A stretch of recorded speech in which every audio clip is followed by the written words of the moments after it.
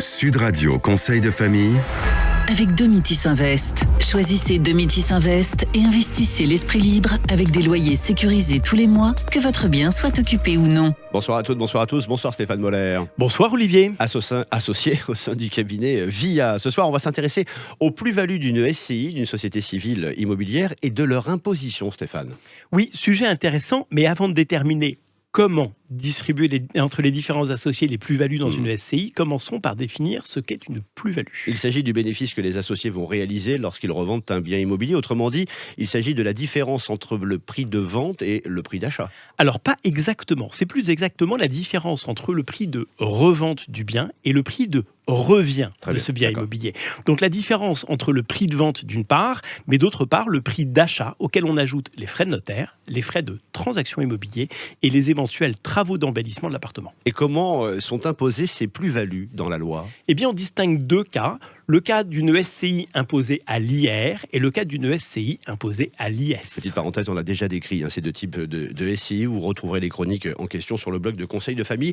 Commençons Stéphane par le premier cas, celui de la SCI imposée à l'IR. Oui, dans le cas d'une SCI à l'IR, donc un impôt sur le revenu, les associés supportent directement l'imposition de la plus-value réalisée par la société et sont donc imposés sur leur revenu à hauteur de leur quote-part dans la société.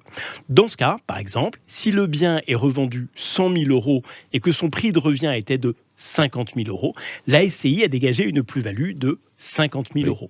Si l'investisseur possède 50% de la SCI, il devra alors imputer 25 000 € de fiscalité sur ses propres impôts. Autre hypothèse, si la SCI est imposée à l'IS, l'impôt sur les sociétés. Alors l'imposition est souvent plus importante que dans le cas d'une SCI à l'IR à cause des amortissements pratiqués dans les SCI à l'IS. Et comment se calcule la plus-value de la SCI soumise à l'IS ? Eh bien, il s'agit du prix de revente minoré de la valeur nette comptable. Lors d'une vente d'un bien immobilier en cas de bénéfice, on est d'accord Stéphane, les associés vont percevoir des dividendes. C'est exact. Et 3 conditions sont requises pour la distribution de ces dividendes. 1, la disponibilité de la trésorerie, évidemment.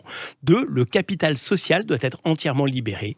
Et 3, l'Assemblée générale des associés doit se tenir 6 mois maximum après la clôture des comptes annuels. L'Assemblée générale doit distribuer les dividendes en respectant les dispositions des statuts de la société. C'est clair Stéphane, mais comment déterminer le montant des dividendes à distribuer ? Eh bien, lorsqu'une SCI a fait des bénéfices via la vente d'un bien, elle peut distribuer des dividendes à ses actionnaires en contrepartie de leur contribution au capital social.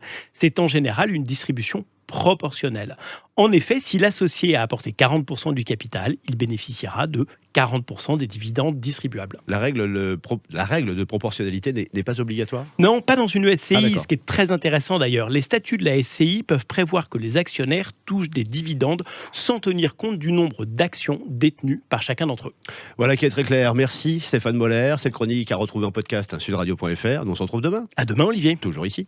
C'était Sud Radio Conseil de famille avec Domitis Invest. Choisissez Domitis Invest et investissez l'esprit libre avec des loyers sécurisés tous les mois, que votre bien soit occupé ou non.